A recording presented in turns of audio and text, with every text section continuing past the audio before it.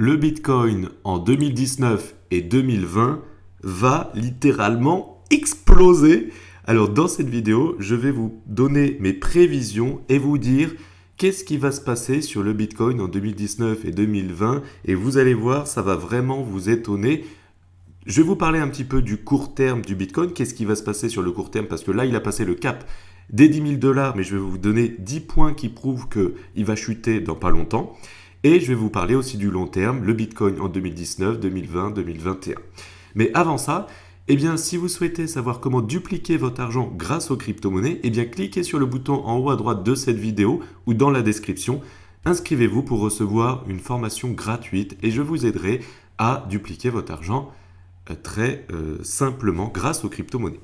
Donc la première chose que j'ai à vous montrer, eh bien, c'est un graphique que mon trader a publié dans mon club privé. C'est la différence entre le Bitcoin en 2014-2015 et la différence entre le Bitcoin en 2019 et 2020 par la suite. C'est-à-dire qu'à partir du moment où le Bitcoin a cassé, vous voyez ce triangle ascendant à la hausse, ici, je vais zoomer au pire si vous le souhaitez, eh bien, une fois qu'il a touché une résistance assez forte, il est allé chuter pendant plusieurs mois. Et quand on voit le scénario, le même scénario mais d'aujourd'hui, eh bien quand il a cassé ce fameux triangle à la hausse, eh bien dans pas longtemps on va arriver à cette résistance des 10 000 $, 11 000 $, et par la suite peut-être qu'on pourrait voir quelque chose comme ça. Mais moi personnellement j'y crois pas.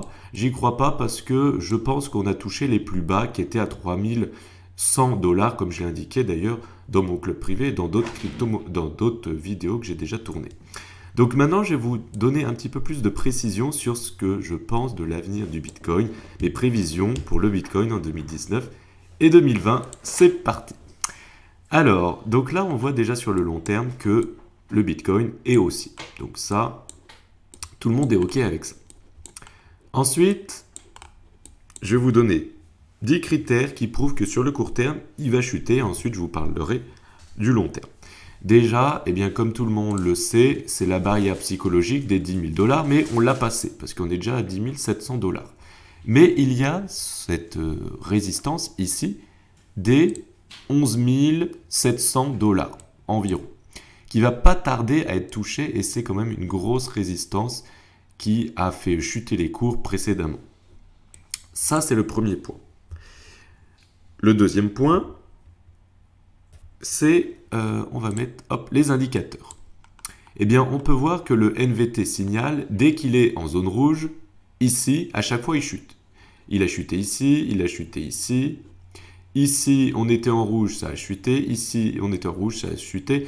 Ici, on est dans le rouge, ça n'a pas encore chuté. Donc, je pense qu'en fait, on voit qu'il y a ce NVT qui est en hausse petit à petit. Donc, je pense que quand ce sera le bon moment d'achat, eh bien, on arrivera ici sur le NVT signal. Ça, c'est la deuxième chose.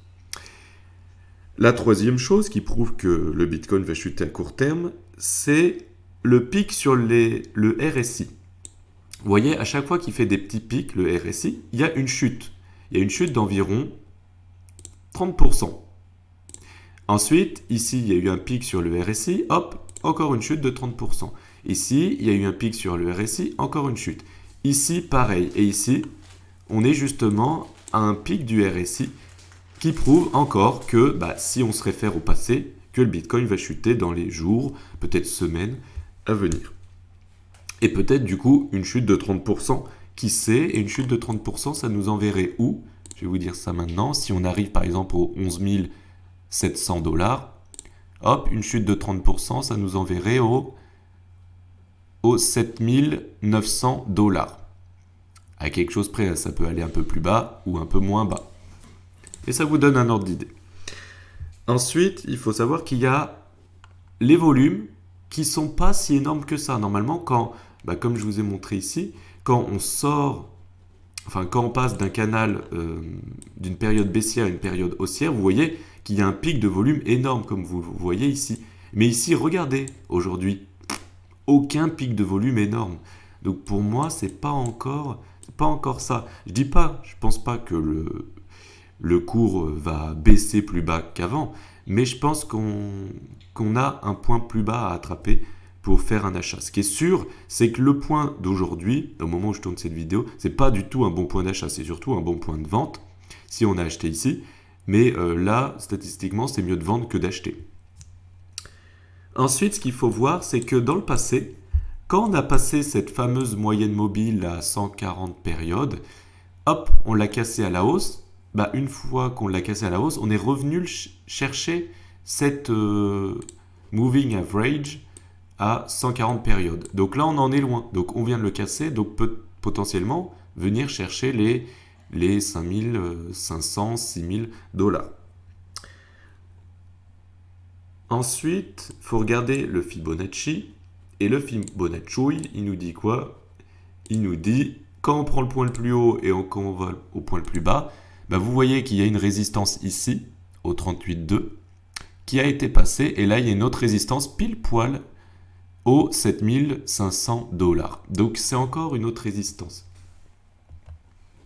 Par contre, si on fait l'inverse et qu'on va chercher le point le plus bas ici, le point le plus haut, 7700, on va dire, c'est une hypothèse, eh bien, on va généralement chercher les 38,2 qui sont à 8500 ou les 50% de Fibonacci qui sont à 7500. Tiens, 7500, il revient encore.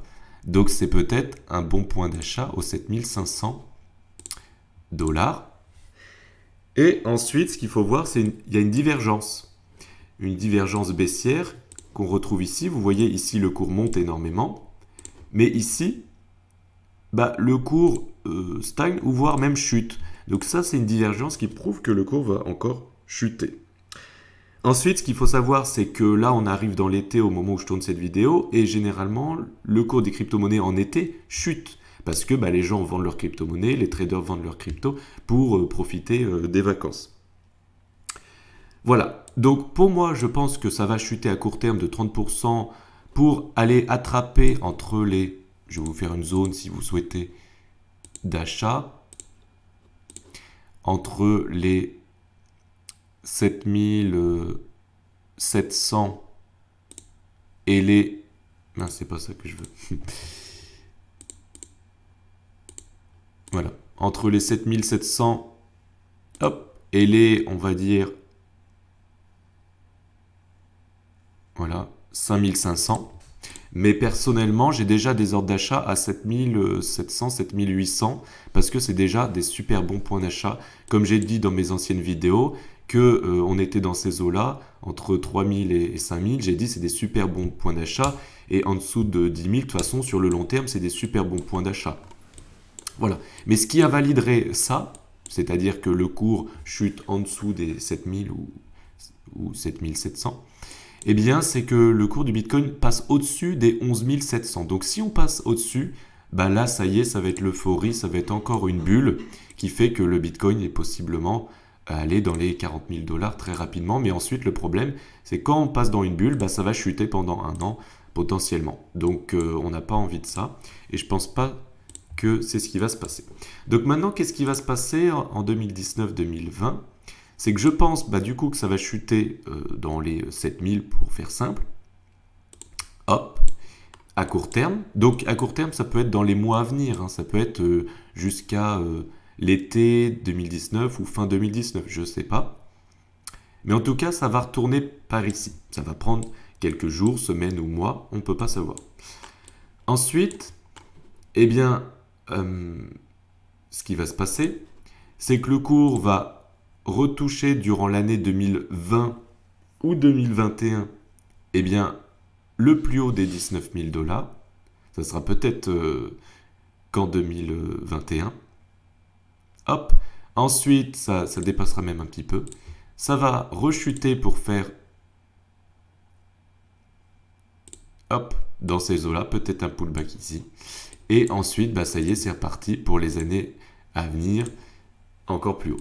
Donc, ce qu'il faut savoir, c'est surtout avoir un point d'achat court terme, donc dans ces eaux-là. Et puis, de toute façon, si vous arrivez à attraper un point d'achat en dessous des 10 000 sur le long terme, rassurez-vous, 2020-2021, vous serez hyper bien placé parce que on arrive après dans les années futures, 2023-2024, à 100 000 dollars l'unité. Donc, pensez toujours long terme et là, attrapez cette opportunité que vous avez en ce moment. Donc si vous voulez que je vous aide à investir dans les crypto-monnaies, cliquez sur le bouton en haut à droite de cette vidéo ou dans la description, vous avez accès à une formation gratuite. À bientôt.